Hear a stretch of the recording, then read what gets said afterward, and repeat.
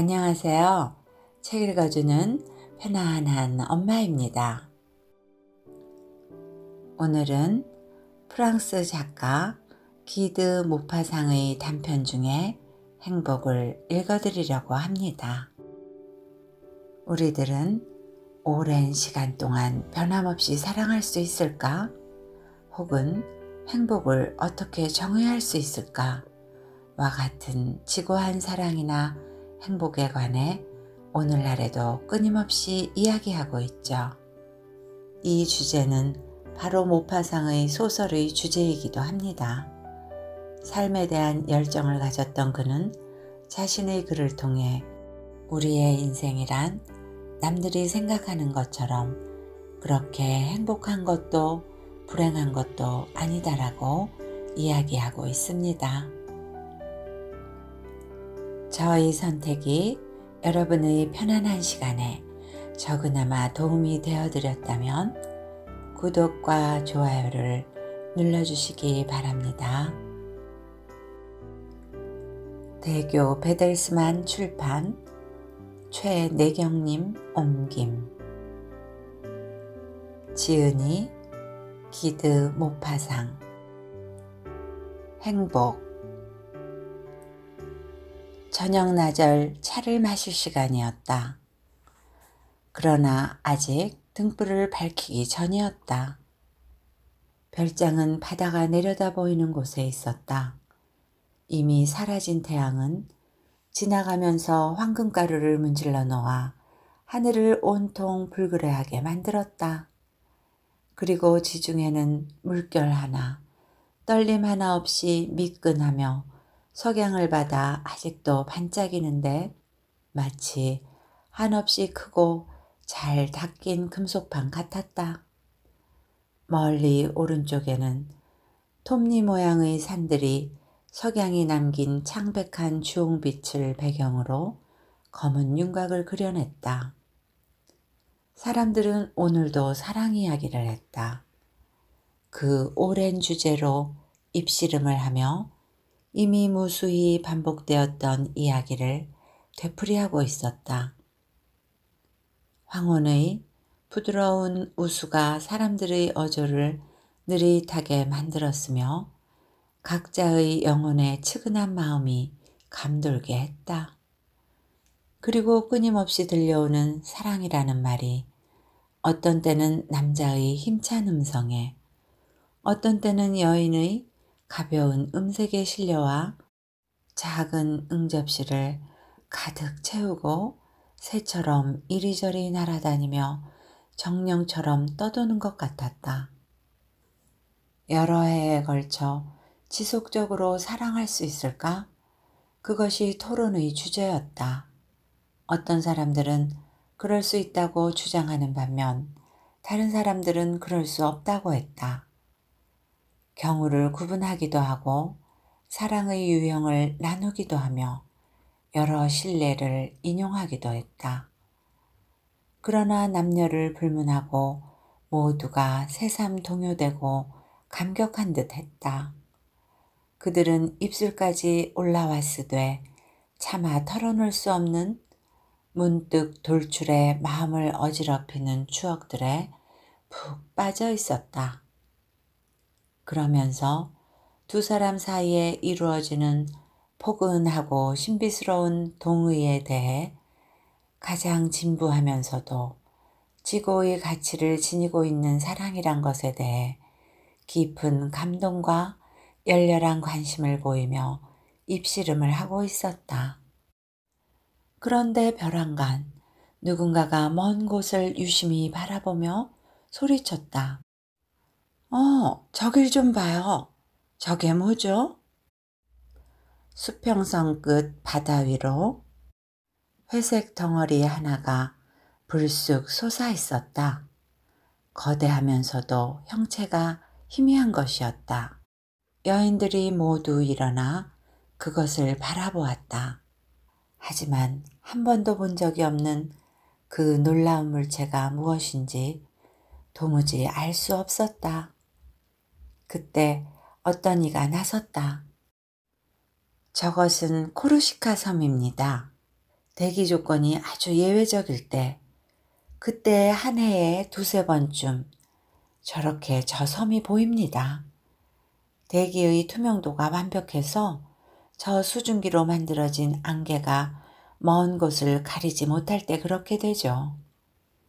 희미하게나마 산봉우리들이 보였고 정상에는 눈이 쌓인 것 같았다. 그리하여 모든 사람들이 바다에서 솟아오른 그 유령, 그 다른 세계의 뜻하지 않은 출현에 놀라고 동요되어 거의 공포감에 사로잡혔다. 콜럼버스처럼 천인미답의 대항을 가로질러 항해하던 사람들도 유사한 환영을 보았을 것이다. 그때까지 아무 말도 하지 않고 있던 노신사가 입을 열었다. 여러분, 지금 우리들이 이야기하고 있는 것에 대해 응답하고 또 기이한 추억을 저에게 일깨워 주려는 듯 우리 앞에 불쑥 모습을 드러낸 저 섬에서 저는 한결같은 사랑, 믿을 수 없을 만큼 행복한 사랑의 전형을 직접 보았습니다. 그 사랑의 내막은 이렇습니다. 저는 5년 전에 코르시카 섬으로 여행을 떠났습니다. 비록 오늘처럼 가끔 프랑스의 해안에서도 그 섬이 보이긴 하지만 그 야성의 섬은 아메리카보다도 오히려 우리에게 덜 알려져 있으며 더 먼 곳에 있습니다. 아직도 태초의 혼돈 상태에 있는 세계, 급류가 흐르는 무수한 협곡들에 의해 찢긴 거친 산악지방을 상상해 보십시오. 평지라고는 전혀 없고 화강암과 잡목숲이나 밤나무와 소나무로 뒤덮인 높다란 숲이 연이어 거대한 파도를 이루고 있을 뿐입니다.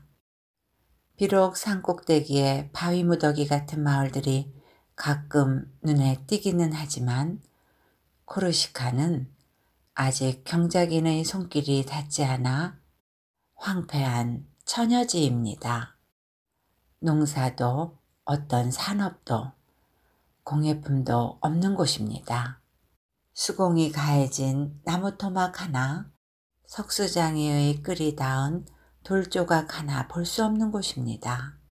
우아하고 아름다운 것들에 대한 선조들의 세련된 취향이 담긴 유적을 하나도 찾아볼 수 없는 곳입니다. 우리가 예술이라는 이름으로 부르는 매력적인 형태를 추구하는 노력에 대해 대대로 무관심해온 것이야말로 그 아름답고 혹독한 고장의 가장 큰 특징입니다. 이탈리아, 즉 걸작품으로 가득한 저택들 자체가 걸작품이며 대리석과 목재와 청동과 철, 그리고 모든 금속과 돌이 인간의 재능을 증명하고 고색 창연한 집안, 여기저기에 굴러다니는 골동품들이 우아함을 추구하던 신성한 관심을 증언하는 나라인 이탈리아는 우리 모두의 성스러운 모국입니다. 우리가 이탈리아를 사랑하는 것은 그 고장이 우리들에게 창조적 지성의 위대함과 힘과 승리를 보여주고 입증하기 때문입니다. 그런데 이탈리아를 마주보고 있는 야생의 코르시카는 태고적 그대로 남아 있습니다. 그곳 사람들은 조잡하게 만든 집에서 살며 자신의 생존이나 가문 간의 갈등에 연관된 것이 아니면 도통 무관심합니다. 그리하여 그곳 사람들은 미개한 종족의 단점과 장점을 아울러 가지고 있습니다. 난폭하고 증오심에 이글거리며 무심하게 사륙을 자행하는 반면 손님에게 후하고 관대하며 헌신적이고 순진해서 나그네를 맞음에 인색하지 않고 자기들에게 아주 작은 친밀함만 보여도 변함없는 우정을 허락합니다. 그래서 저는 한 달 동안 세상의 끝에 와 있다는 느낌에 사로잡혀 그 멋진 섬 이곳 저곳을 쏘다녔습니다. 여인숙도 선술집도 도로도 없었습니다. 산허리에 매달려 있는 작은 마을에 들어가려면 노새들이 다니는 오솔길을 이용하며 마을에 이르면 저 아래 까마득히 꿈틀거리는 심연이 내려다 보이고 그 심연으로부터 저녁이면 정막을 뚫고 지속적인 소음이, 즉 급류의 멍멍하고도 깊은 소리가 올라옵니다. 마을에 도착한 다음 아무 집에 나가서 문을 두드립니다. 그러고는 잠자리와 먹을 것을 청합니다. 그렇게 해서 소박한 식탁에 앉고 소박한 지붕 아래에서 잠을 청합니다. 다음 날 아침이면 주인이 악수를 청하고 나그네를 마을 끝까지 배웅합니다. 그런데 어느 날 저녁 10시간을 걸은 끝에 저는 어느 좁은 골짜기 후미진 곳에 있는 외딴 집에 도착했습니다. 조금만 더 가면 바다에 면한 낭떠러지가 나오는 곳이었습니다. 잡목들과 무너진 바위, 그리고 키가 큰 나무들로 덮인 경사급한 능선들이 그 애처롭고도 쓸쓸한 협곡을 우중충한 성벽처럼 에워싸고 있었습니다. 그 외딴 초가집 주위에는 포도넝쿨 몇 그루와 채마밭이 있었고 조금 멀리 떨어진 곳에 큰 밤나무 몇 그루가 보였는데 그만하면 연명은 할 수 있을 것 같았습니다. 아니, 그 가난한 고장에서는 상당한 재산이었습니다. 저를 맞아준 노파는 근엄해 보였고 보기 드물게 정갈했습니다. 지프로 만든 의자에 앉아있던 남자는 제게 인사를 하기 위해 일어섰다가 말없이 다시 앉았습니다. 노파가 제게 말했습니다. 저분의 결례를 용서하세요. 이젠 아무 소리도 듣지 못하십니다. 82살이거든요. 그녀는 정식 프랑스어로 말했습니다. 저는 몹시 놀랐습니다. 그녀에게 물어보았습니다. 코르시카 분이 아니시죠? 그녀가 대답했습니다. 그렇습니다. 저희들은 대륙 육지에서 왔습니다. 하지만 이곳에 산 지 50년이나 되었습니다. 사람이 사는 도시에서 이토록 멀리 떨어진 이 어두운 구석에서 보낸 50년.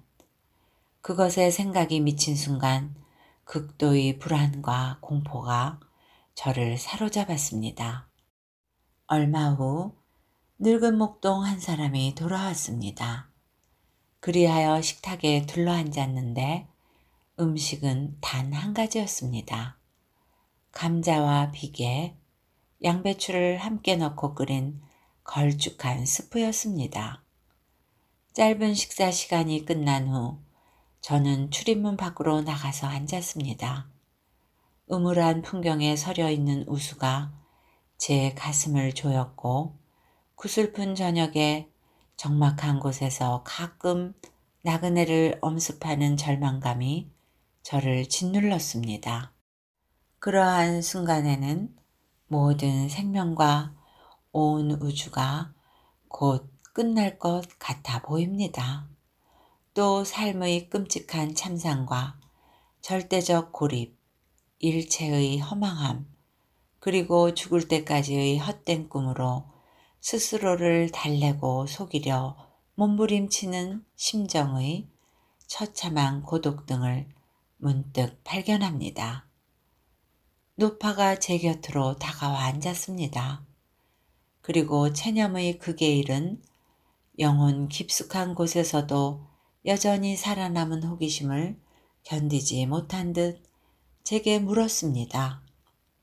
보아하니 프랑스에서 오신 것 같군요. 그렇습니다. 그저 좋아서 여행을 떠났습니다. 혹시 파리에서 오셨습니까?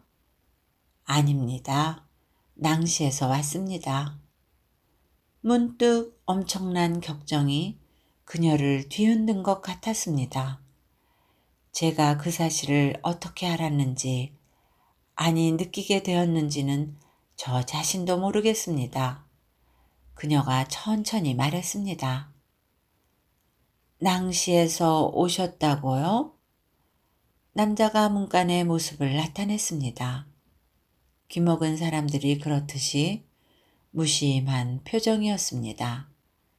여인이 다시 말했습니다. 신경 쓰지 말아요. 전혀 듣지 못하십니다. 그러고는 잠시 후 다시 물었습니다.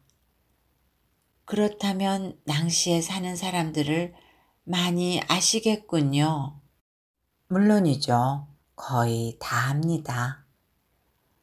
생 알레즈 집안 사람들도 아시나요? 아주 잘 압니다. 제 아버님의 친구분이십니다. 조남을 말씀해 주실 수 있겠습니까? 저는 이름을 밝혔습니다. 그녀가 저를 뚫어지게 바라보더니 추억이 일깨워 놓은 나지막한 음성으로 말했습니다. 그래요. 맞아요. 지금도 또렷이 생각나요. 브리즈마르 집안 사람들은 어떻게 되었나요? 모두 작고하셨습니다. 아, 그러면 시르몽 집안 사람들은 그분들을 아십니까? 예, 잘 압니다. 그댁 막내 아드님은 장군이 되셨습니다. 그러자 감동과 괴로움, 뭐라고 표현할 수 없는 강력하고 신성하되 모호한 감정, 그때까지 가슴 깊이 감추고 있던 모든 것과 그녀의 영혼을 뒤흔들어 놓은 사람들에 대해 죄다 털어놓고 고백하고 싶은 어떤 욕구 때문이었는지 그녀가 떨리는 목소리로 말했습니다. 그래요. 앙리드 시르몽이죠. 그를 잘 알아요. 제 남동생이거든요. 저는 너무 놀라 넋을 잃은 채 눈을 들어 그녀를 바라보았습니다. 그러자 문득 지난 일이 뇌리에 되살아났습니다. 벌써 오래전 로렌 지방의 상류사회에서는 그것이 떠들썩한 사건이었습니다. 부유한 집안의 아름다운 처녀였던 슈잔드 시르몽이라는 아가씨가 어떤 기병대 하사관과 함께 도주를 감행했는데 그 하사관은 아가씨 부친이 지휘하던 연대에 복무하던 사람이었습니다. 연대장의 딸을 유혹한 그 하사관은 이름 없는 농사꾼의 아들이었는데 용모가 수려했고 특히 푸른 군복이 잘 어울렸습니다. 기병대 분열식 때 아가씨가 그를 보게 되었고 결국 그를 사랑하게 된 것 같습니다. 하지만 아가씨가 어떻게 그에게 말을 건넸는지, 두 사람이 어떻게 만났는지, 그리고 어떻게 뜻이 맞았는지는 아무도 모릅니다.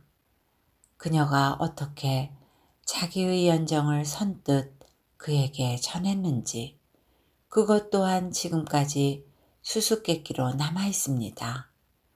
짐작도 예감도 못했던 일입니다. 어느 날 저녁 일과를 마친 후 청년이 그녀와 함께 사라져 버렸습니다. 두 사람을 백방으로 찾았으나 종적이 묘연했습니다. 끝내 소식이 없자 사람들은 그녀가 죽었을 거라고 생각했습니다. 그런데 제가 그녀를 이 음산한 골짜기에서 만난 것입니다. 제가 다시 이야기를 시작했습니다. 그렇습니다. 당시의 일을 저도 생생히 기억하고 있습니다. 부인께서 바로 그 쉬자 나가시죠? 그녀가 머리를 끄덕였습니다. 눈물이 주르륵 흘렀습니다. 그러고는 오막살이 문간에 꼼짝도 하지 않고 서 있는 노인을 눈짓으로 가리키며 말했습니다. 저분이 그 하사관입니다. 순간 저는 그녀가 그를 여전히 사랑하고 있으며 아직도 그를 매우 그의 눈초리로 바라보고 있음을 직감했습니다. 제가 물었습니다. 그래도 행복하셨죠? 가슴에서 우러나오는 목소리로 그녀가 대답했습니다. 아, 그럼요. 아주 행복했습니다. 저분이 저를 행복하게 해주었어요. 단 한 번도 후회하지 않았어요. 저는 한편 슬프면서도 그 사랑의 힘에 놀람과 경이로움을 느끼며 그녀를 바라보았습니다. 지체 높고 부유한 집안의 딸이 농사꾼의 아들을 따라 나섰습니다. 그리고 스스로 농사꾼의 아내가 되었습니다. 아무 매력도 호사스러움도 섬세함도 없는 농사꾼의 삶에 적응하며 소박한 일상에 자신을 맞췄습니다. 그렇건만 여전히 그를 사랑하고 있었습니다. 거친 천으로 만든 모자를 쓰고 치마를 두른 촌 여인이 되어 있었습니다. 나무로 짜 맞춘 식탁에서 짚을 엮어 만든 의자에 앉아 감자와 양배추와 비계를 섞어 끓인 수프를 질그릇에 담아 먹고 있었습니다. 그리고 남편과 나란히 거적 위에서 잠들곤 했습니다. 하지만 그 농사꾼 외에는 아무것도 생각하지 않았습니다. 온갖 장신구도, 고운 피륙도, 우아한 복장도, 폭신한 소파도, 휘장을 둘러친 방의 향기로운 따스함도, 온몸을 포근하게 감싸 피로를 풀어주는 새털 이불도 그 무엇도 그리워하지 않았습니다. 그녀가 원했던 것은 오직 그 사람뿐. 그가 곁에 있기에 아무것도 바라지 않았습니다. 그녀는 아직 젊은 나이에 세속적인 삶과 사교계와 자기를 길러주고 아끼던 사람들을 모두 버렸습니다. 그리고 그와 단둘이 그 거친 계곡으로 왔습니다. 그가 그녀에게는 갈망하고 꿈꾸고 끊임없이 기다리고 무한정 희구하는 모든 것이었습니다. 그는 그녀의 삶을 처음부터 끝까지 행복으로 충만하게 채워주었습니다. 그녀는 자기가 더 이상 행복할 수는 없었을 거라고 했습니다. 저는 그날 밤새도록 자기를 따라 그토록 멀리 온 여인의 곁에 누워 잠든 그 늙은 병사의 쉰 숨소리를 들으며 그 기이하고 소박한 사랑과 그토록 적은 것으로 이룬 완벽한 행복을 거듭 생각해 보았습니다. 다음 날 아침 해가 뜨자 저는 그들 부부와 악수를 한 뒤 그곳을 떠났습니다. 노신사가 이야기를 마쳤다. 그러자 어떤 여인이 말했다. 어쨌든 그녀는 너무나 손쉬운 이상을 추구했고 너무나 원초적인 욕구에 사로잡혀 있었으며 너무나 소박한 것을 원했어요. 멍청한 여자임에는 틀림없어요. 그러자 다른 여인이 천천히 말했다. 하지만 그게 어때서요? 그녀는 행복했잖아요. 그때 멀리 수평선에서는 코르시카 섬이 어둠에 잠기며 다시 바다 밑으로 가라앉고 있었다. 그리고 자신의 해안에 피신했던 소박한 두 연인의 이야기를 들려주려고 모습을 드러냈던 자신의 거대한 그림자를 천천히 걷어들였다. 이야기는 여기까지입니다.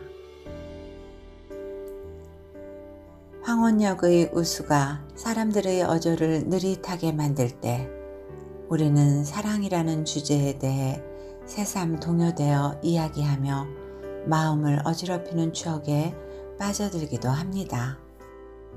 그의 글의 주인공들은 바로 나와 내 주변의 사랑을 이야기하고 우리 모두의 삶의 모습을 보여주고 있죠.